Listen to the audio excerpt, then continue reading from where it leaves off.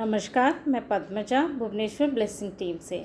हम चर्चा कर रहे हैं तरकम सदयान जी की लिखी हुई किताब कर्म और पुनर्जन्म के 7वें जो चैप्टर है कारण और कर्म, उसके बारे में हम चर्चा करें। कल हमने जाना था कि मनुष्य को कितने जन्मों के साथ जाना होता है निर्वाण के लिए, 777 जन्मों के बारे में हमने जाना था। अब आइए उसका दूसरा भाग पे आज चर्चा करते हैं। लेखक लिखते हैं, जब हम राष्ट्रीय कर्म के बारे में बात करते हैं तो हमें उस राष्ट्रीय में अवतरित होने वाले विभिन्न तत्वों को स्वीकार करना चाहिए। ये क्यों अवतार लेते हैं?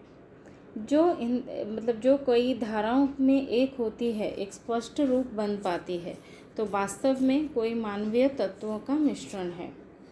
और लिखते हैं, प्रत्येक राष्ट्र का निर्माण होता है। उदाहरण के लिए जो भावनात्मक, मानसिक या भौतिक, जो तीनों स्तरों पे एक दूसरे के दुश्मन होते हैं, वो भौतिक और जो शारीरिक रूप है और साथ में उन तत्वों के बीच उनका और उनके प्रशंसकों का एक को बातचीत में अपनी भूमिका निभाते हुए अलगाववाद के साथ, मतलब अब तक हम समझ चुके हैं कि जब हम विपरीत नहीं एग्जिस्ट करता है तब तक हमारा जो कर्म है वो कंप्लीट नहीं हो रहा है। एक ट्रायंगल बन रहा है जो हमने पिछले प्रकरण में जाना था, जैसे आप, एक अपोजिंग पार्टी और कर्म, ये तीनों का एक ट्रायंगल बन रहा है।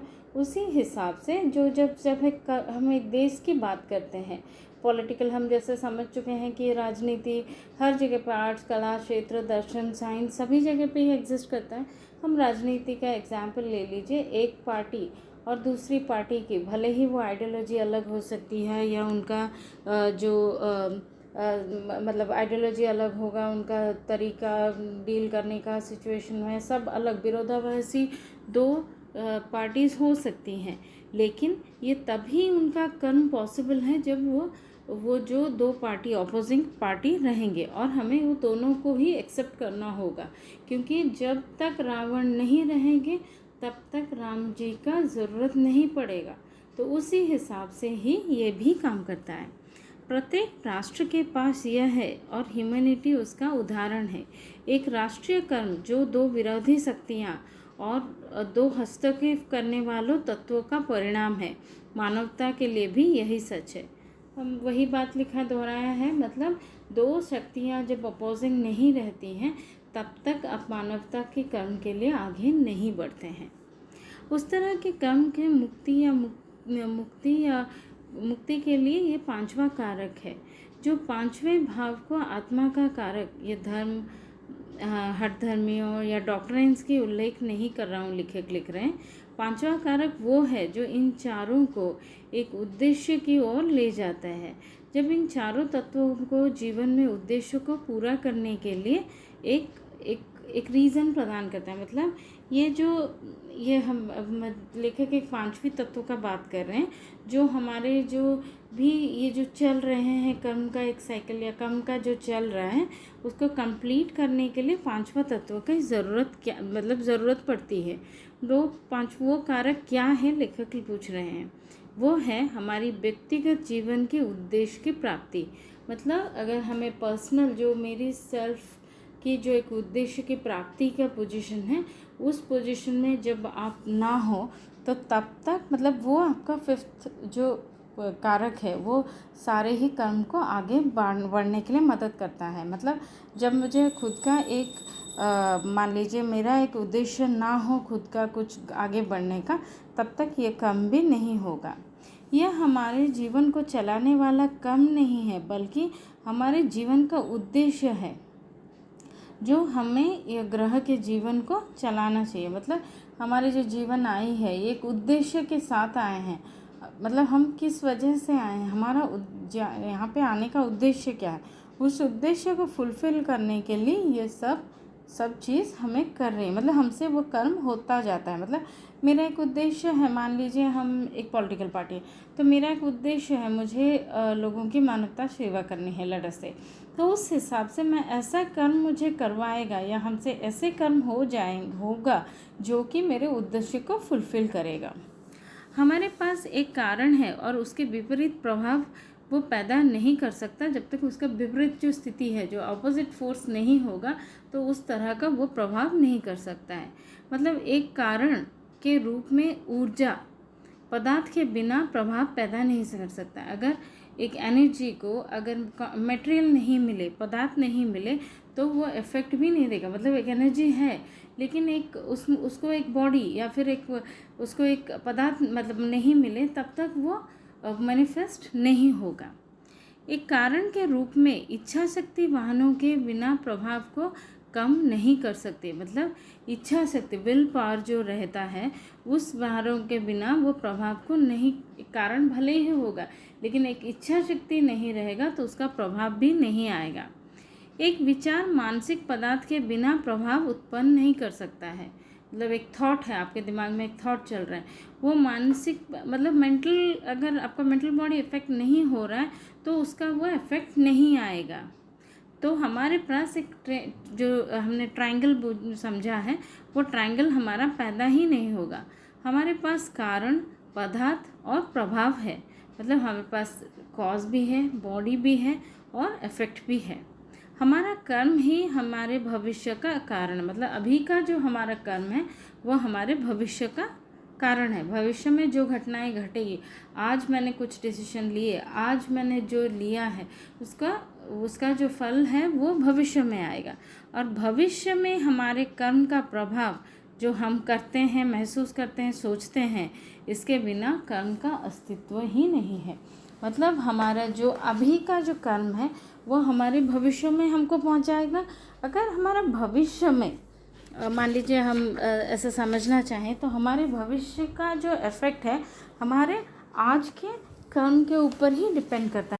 मतलब हमारा जो फ्यूचर है वो जो हमारे कर्म का इफेक्ट है, मतलब हम कैसा फील करते हैं या कैसे सोचते हैं, इन सब के बिना वो कर्म एग्जिस्ट ही नहीं करेगा। तो लेकिन अभी लेखक लिख रहे हैं कि कर्म को अगर हम नॉन एग्जिस्टेंट बनाना चाहते हैं, मतलब कर्म को अस्तित्व में हम नहीं लाना चाह रहे हैं, तो ये कैसे होगा? तो हमें अपना जो थॉट, इमोशन या एक्शन, मतलब हमारा जो भावनाएं हैं, हमारे विचार, भावनाएं, कार्यों से परे जाना होगा। मतलब हम ये तीनों स्टेज से बाहर निकलेंगे तो ही निर्वाण के जो स्तर है वहाँ पे हम प्रवेश करेंगे। केवल ऐसी चीज़ें नहीं हैं जो हम दूसरे के लिए करते हैं या दूसरों के लिए जो कर्म का निर्माण करते हैं, बल्कि ऐसी चीज़ें हैं जो हम दूसरों के लिए या दूसरों के लिए नहीं करते हैं। हमने जैसा समझा था, कर्म हम किस तरह से करते हैं, मतलब जब हमें कुछ करना चाहिए हम नहीं करते हैं, और जो हमें नहीं करना चाहिए हम करते हैं। दोनों स्थितियों में ही कर्म पैदा होता है। तो लेखक लिख रहे हैं, जब हम सभी अपने स्वार्थ के लिए साथ जुड़े हुए हैं और हम पड़ोसियों को रोशन करना चाहिए, हम नहीं कर रहे हैं।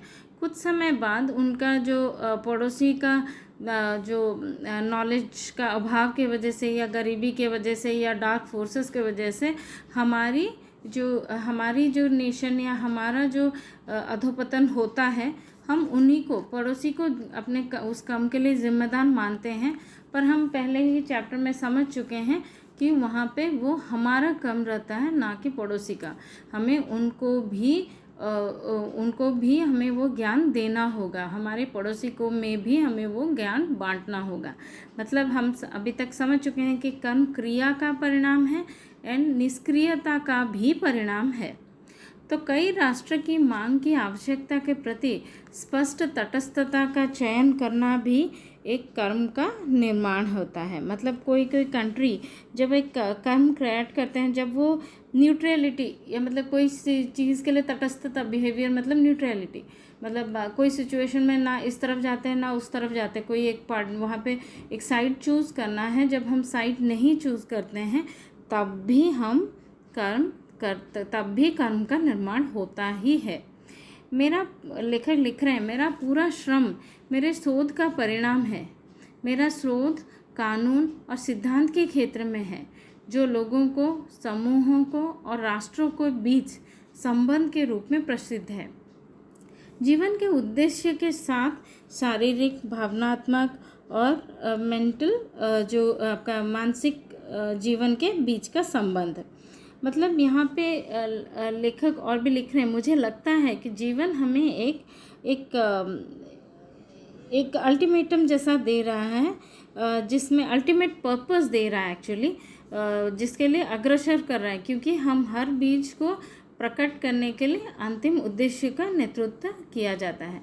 मतलब ये पूरे जो हम इस चीज़ को समझें तो हमारा एक अल्टीमेट पर्पस है, हम जो लाइफ में आए हैं, हमारा जो मुक्ति या निर्वाण का जो अल्टीमेट पर्पस है, उस चीज़ को उस डेस्टिनेशन पे हमें पहुंचाने के लिए ये कर्म सारे ही एक क्रिएशन, ये जो हर घटनाओं का या फिर जो भी हमारे साथ हो रहा है उन सब चीज़ों का शुरुआत होता है।